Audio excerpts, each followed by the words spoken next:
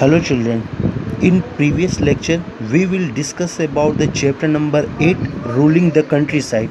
मैंने बताया था कि किस प्रकार ब्रिटिश गवर्नमेंट ने पूरे भारत में किस प्रकार अपना रेवेन्यू कलेक्ट किया, कभी फील्ड के थ्रू किया, कभी पीसेंट के थ्रू, कभी ट्रेडर्स के थ्रू, कभी जमींदार के थ्रू।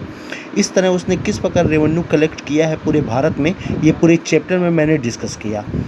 चैप्टर्स को आगे प्रोसीड किया और उसमें मैंने आपको इंडिगो बताया। इंडिगो के बारे में काफ़ी डिटेल्स में हम लोग ने देखा कि किस प्रकार इंडियन इंडिगो की डिमांड सबसे ज़्यादा यूरोप में थी। क्यों? क्योंकि उसकी क्वालिटी सबसे बेहतर थी। वैसी क्वालिटी यूरोप के अन्य किसी देश में नहीं हुआ करती थी। इसे ब्रिटिश गवर्नमेंट ने इंडिगो पर कितना ज़्यादा फोकस किया। बंगाल को उसने इंडिगो का सबसे बड़ा सेंटर बना के रखा था। उसी में मैंने आपको इंडिगो के कल्टीवेशन के 2 पॉइंट भी डिस्कस किए, 2 सिस्टम बताया, जिसे निज और रेती बोलते थे। निज क्या है, रेती क्या है, क्या डिफरेंस है दोनों में, ये सारा पॉइंट हमने पिछले वीडियो में डिस्कस किया।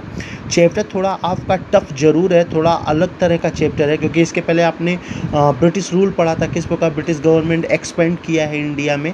तो वो पढ़ने में बड़ा मज़ा भी आया, क्योंकि उसमें स्टोरी वगैरह थी तो मज़ा आया पढ़ने में। लेकिन इसमें स्टोरी नहीं है, लेकिन फिर भी ये चैप्टर आपके लिए बड़ा इंपॉर्टेंट है। स्पेशली इंडिगो को लेके ये बहुत इंपॉर्टेंट चैप्टर है, आप उसे छोड़ नहीं सकते।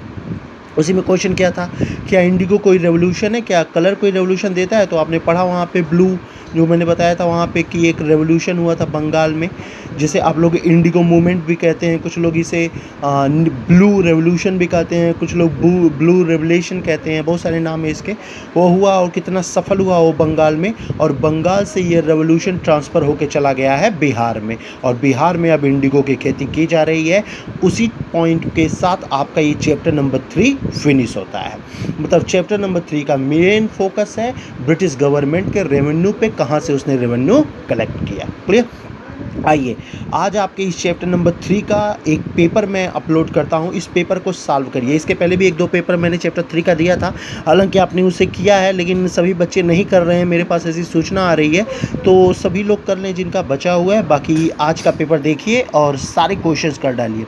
इस क्वेश्चन को करने का ये फ़ायदा है कि आगे जो चैप्टर नंबर 4 स्टार्ट करूँगा उसे समझने में बड़ी आसानी होगी।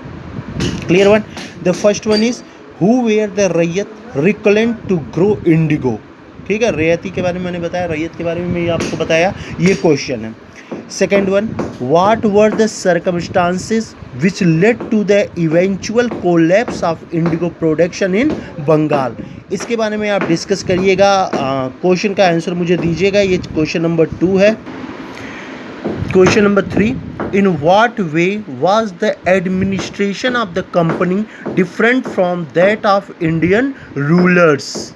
तो ये क्वेश्चन नंबर 3 है, इसे आप करिएगा, थोड़ा एक्सप्लेन करके इन सब क्वेश्चंस को लिखिएगा, चाहे 1 हुआ, चाहे 2, चाहे 3। Question number 4, describe the changes that occurred in the composition of the companies army. किस प्रकार के चेंजेस किए गए आप डिस्कस करिएगा।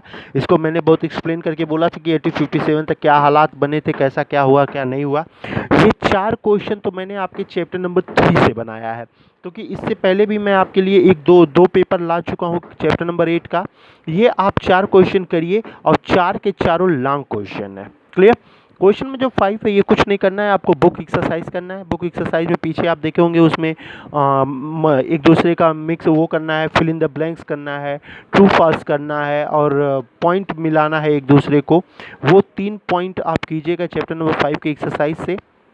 सेम क्वेश्चन नंबर 6 मैंने अलग करके इसे डाल दिया। कंप्लीट बुक एक्सरसाइज चैप्टर 1 और 2 चैप्टर भी मैंने आपसे डिस्कस कर लिया है, अच्छा खासा डिस्कस किया था, उसको एक्सप्लेन भी काफ़ी किया था, उसमें काफ़ी क्वेश्चन भी हमने किया। आपने इतना क्वेश्चन कर लिया है कि बुक एक्सरसाइज आप बड़े आराम से कर सकते हैं। सिंपल मैं कहूँ तो चैप्टर नंबर 1, 2 और 3 आज आपके 3 चैप्टर हिस्ट्री के फिनिश हो गए हैं, और इन तीनों चैप्टरों का आपको बुक एक्सरसाइज करना है। क्लियर? बुक एक्सरसाइज थोड़ा लंबा वो है, पेपर है थोड़ा, क्योंकि चैप्टर 1, 2, 3 तीनों का एक्सरसाइज करना थोड़ा लेंदी जरूर है, लेकिन आपको ये भी पता होना चाहिए कल संडे है, तो संडे की वजह से आपको इतना लेंदी पेपर बनाया गया है। तो 3 आप बुक एक्सरसाइज करेंगे पूरा, उसमें आपका fill in the blanks, true false होना चाहिए। साथ ही आपके ये 4 क्वेश्चन हैं, ये चारों लॉन्ग है, तो कम से कम 100 वर्ड्स तक जाने की कोशिश करिएगा, नहीं तो 50-60 वर्ड तो जरूर कम से कम उतना मिनिमम लिखना ही लिखना है आपको। क्लियर है। तो ये हैं 6 क्वेश्चन, आप इससे करके सर के पास भेजिएगा। सर मुझसे बोल रहे थे कि काफ़ी क्वेश्चन बच्चे नहीं कर रहे हैं, तो जो नहीं कर रहे हैं वो भी क्वेश्चंस करेंगे, क्योंकि जब इसका आंसर आप दीजिएगा तब जाके आपको चैप्टर में थिंकिंग जनरेट हो पाएगी, और थिंकिंग जनरेट हो जाएगी तो नेक्स्ट चैप्टर समझाने में मुझे बहुत आसानी होगी। नेक्स्ट वीडियो में मैं तीनों चैप्टर का मिला के एक मिक्स पेपर तैयार करूँगा, वो आपको करना होगा। उससे पहले आप ये काम करिए, चैप्टर 1, 2, 3 का बुक एक्सरसाइज कंप्लीट कर लीजिए और चैप्टर नंबर 4 के ये 4 क्वेश्चंस सॉल्व कीजिए। ओके, मिलते हैं नेक्स्ट वीडियो में। Thank you.